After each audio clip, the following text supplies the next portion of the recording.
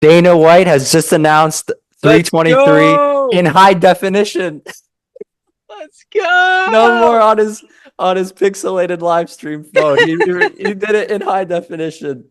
Guys, we're getting Oh him my to care a God. little more. But so we have, You can see the oil.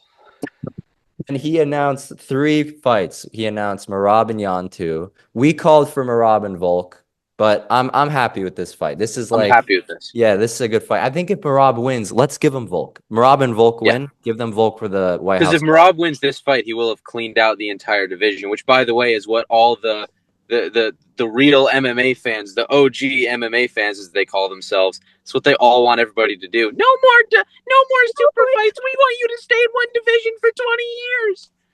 Like, Back to the topic at hand. We got Merab and Yan.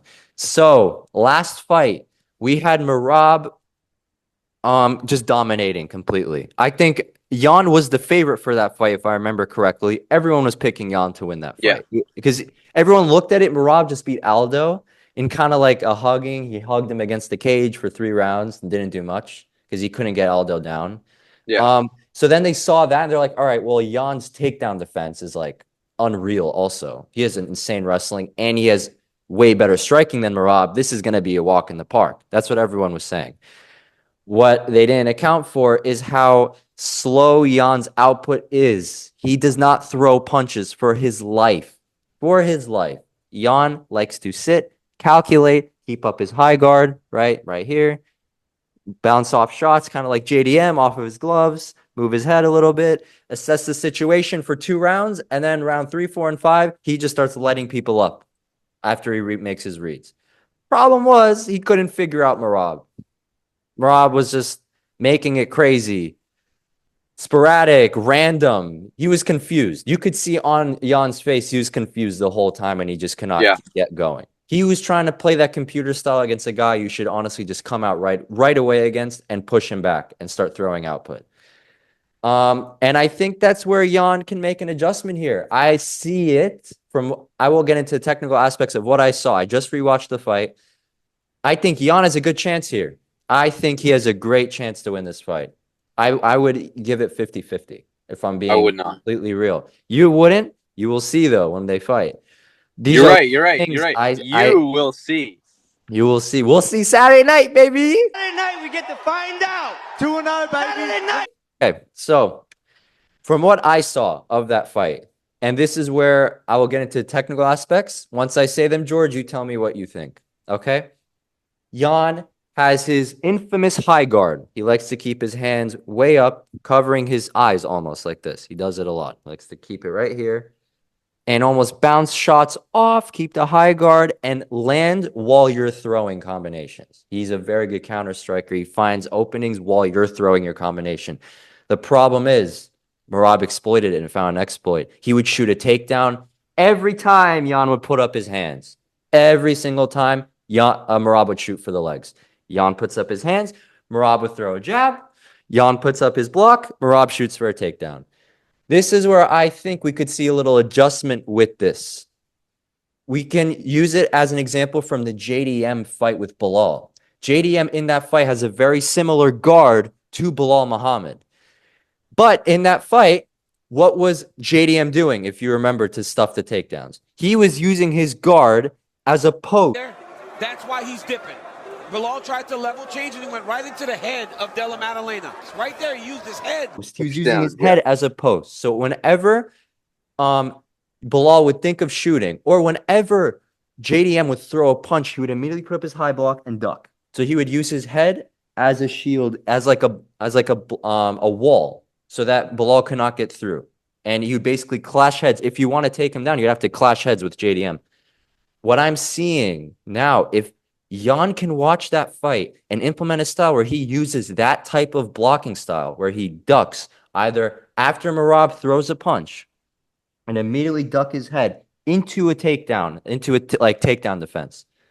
I think he will stuff takedowns pretty quickly, and that can save his gas tank for the later rounds. Because what I saw, this would happen a lot. He puts up his guard, Merab shoots, he's on a single leg, and he's twirling Yan around. He couldn't take him down, but he would twirl his leg around. Yan is like doing cartwheels to stuff the takedown, right? This fight, if he can just use his block as a post instead of doing cartwheels and gymnastics to get out of Merab's takedowns, I think we can see a more refreshed Yan by round 3, 4, and 5. And that's where if Yan is refreshed by round 3, 4, and 5, he can start lighting him up on the feet. I think, and I actually agree with you that if Yan implements all of those things, I think he makes it 50-50. But the hard part is these are things we've never seen him implement. And it's a completely different style than what he's ever done. I mean, he's like a computer. He downloads files and he waits until the third round, championship rounds in the fourth and fifth, and he pours it on. Can he come out opening bell, first round, boom? I think he can. From what I remember when he fought Davidson Figueiredo in that fight, was he came out right away pretty fast in that fight. Right away pretty fast, was throwing lots of volume, was even hitting some trips of his own in that fight, was controlling him on the ground. And I think we could see Yan potentially shooting on Merab. I would not recommend it. But I think it can maybe add a little doubt in Merab's mind because Yan is not as good of a wrestler, but a very good wrestler and a very good grappler, where he could attempt it and not get manhandled after, right? So I think he could attempt and put that in Merab's mind, almost like when Volk was shooting on Islam. It wasn't like he knew he was going to get the takedown, but just him throwing him and him almost getting it was in Islam's head. Whenever Volk would throw a punch, he would clinch and try and take Islam down. Just these little things adds resistance to the fight, right? So yeah, I think Yan will come out faster. Next point, Merab was throwing lots of leg kicks in this fight and actually chewed up Yan's leg by round 2. Oh, that would hurt. I don't think Yan was expecting that in the slightest, and that was actually a big problem for Yan's footwork later in the fight. By round 2, you see Merab just start spamming them, and you see Yan completely puzzled. He was like, whoa, what the? He was like almost like in shock. I was not expecting leg kicks, right? Like completely. And he's getting his leg chewed up by round 2. You see him start to limp on his leg. Already start to limp. You see a ball like this on his calf by round 2. I think if Yan can address that early, make sure he has his Muay Thai stance with his legs, keep moving them, keep lifting his lead leg up to check while he's walking forward. That will be big for him. He needs to address the leg kicks and maybe throw more of his own and win the leg kick battles early. We saw Corey Sandhagen in the first round throwing combinations, ending with a leg kick after in the first round, landing it consistently on Merab and kind of chewing up that leg in that first round. If Yan can implement some leg kicks, he can also maybe reverse that from what happened in the first fight and now compromise Merab. I think he's a good enough striker where he can figure this out and do it on and make this adjustment. Third was just the eye. If you remember the fight, Merab was landed a big 2, like a right hand on Yan's eye, and it swelled up completely shut. By I think round 3, he couldn't see out of his right eye. There is a lot of things that Merab was actually landing on the feet that completely compromised Yan by the end of the fight, where he just couldn't see out of his right eye. He can barely walk on his leg, and he's having to stuff 30 takedowns every second because he keeps putting up his high guard because now he's afraid of something hitting his eye, and he's getting taken down. If Yan can come out faster, use the block as a post for the takedown defense, and address the leg kicks, and make sure he's very defensively sound with his distance on the feet. Make sure Merab cannot crash into him. And also, Merab was landing a lot of punches because Yan, and it's funny, I'm actually saying land leg kicks, but I would want it to be in a combination. Yan was throwing naked leg kicks in the first round, like kind of just standing and would throw one. Yan would start landing punches as he's throwing leg kicks, which would then he would get tagged up by combination as he's throwing a leg kick. I think Yan needs to throw leg kicks in combination. Don't throw them nakedly, and be very smart with your distance on the feet. And throw output.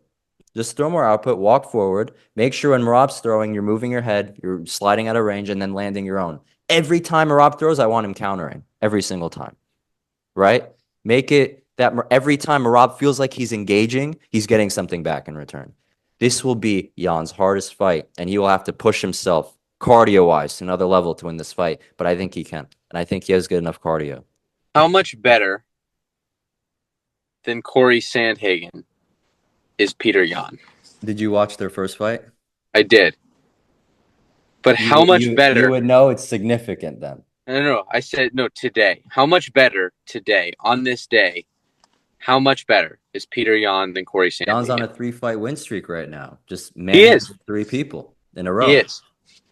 I think he's there. I think he's better than Corey. Do you think that Yan can put on such a performance in December that we see him? Because Corey actually put up a good fight, right? There's an argument he won 2 rounds, right? So if there's an argument he won 2 rounds.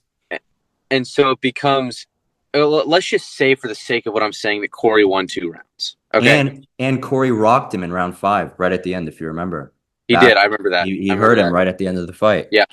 And now Yan hits a lot harder than Corey, in my opinion. So then after watching that fight, the most recent fight that Merab has been in, do you think that Yan is enough better than Corey to close the gap and win that 3rd round and make it not arguable that he won 2 rounds, actually win those 2 rounds and win the 3rd to win the fight, or get a finish? Let's put a finish to the side for right now. I think he can get a finish. You really possibly win a decision and get a finish. Yes. Wow. So. Yeah. Wow. It'll be this will be his hardest fight. But you're giving don't get me wrong. I can see Merab doing something very similar, right? That what he did to the first fight. I could totally see it. If Yan comes out with his stupid game plan from the first fight, right? Very passive approach. Merab just gonna, all right, you're passive. I'm gonna take the fight from you, right? Yeah. He needs to take the fight from Merab. If he has that approach, I think he'll win this fight. I think he will. He cannot come out passive. No fucking reading, no computer shit. All right?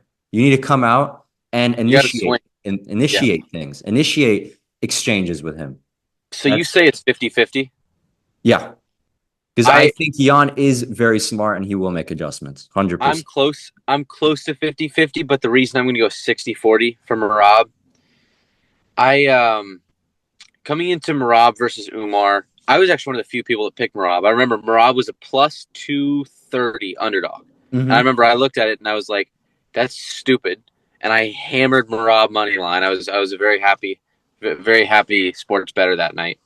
But but my point is, I think Merab's style is one that it's dominant because the way he doesn't get tired. He's relentless. He is a machine. He constantly shoots takedowns. His hands keep getting better. But still, when he comes into a matchup against someone who's very technical and who's actually really good. I mean, we saw people saying, Sandhagen can land the knee. Umar's going to be able to defend the takedown.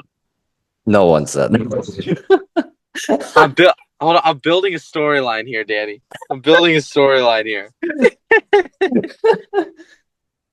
All right, I'm following. But coming into this fight in December, his 4th title fight of the year, I don't see Merab losing. And I do see it being close. And I do honestly give Yan a 40% chance. I'd say maybe even 45 because Yan is elite. And I think he's one of the smartest fighters in the UFC. And that's huge when you're going against someone like Merab because Merab has a lot of physical attributes over Yan. And so you have to make that up with mental attributes. Same thing with tennis as we talk about. If someone has a better forehand than you, you may have to outsmart them in a cross-court rally. Mm-hmm. And you may have to outsmart them in the match in general, right? Mm-hmm. I think Yan is the smarter fighter and one of the smartest fighters in the UFC. But I just don't know how you can go against, and this is me saying I don't know how it's me saying I don't know how UFC fans can go against Merab with what he's done in the last year, in the last couple of years. I completely no, and I'm picking Yan because I think I really feel like he could get this done. I think he will make adjustments. Yeah. But I know, but I'm saying I could totally but you're also see picking Yan not out of he's gonna crush him. You're picking it out of like I think he has a chance. He has a chance, and he will win it in a very close fight if he does. I think because Merab's an animal. Even if he hurts Yan, he'll be shooting takedowns on him, fucking 30 times in a row. Yan will have to push himself to a crazy place. All right, guys, we're gonna make 2 separate, or we'll make one more for Van and Pantoja, and we'll cover Cejudo and Talbot in that video. So we'll do both. If you like this breakdown, comment down below and leave a like and subscribe. If you want more content like this, subscribe. And if you think Yan has a chance and can win.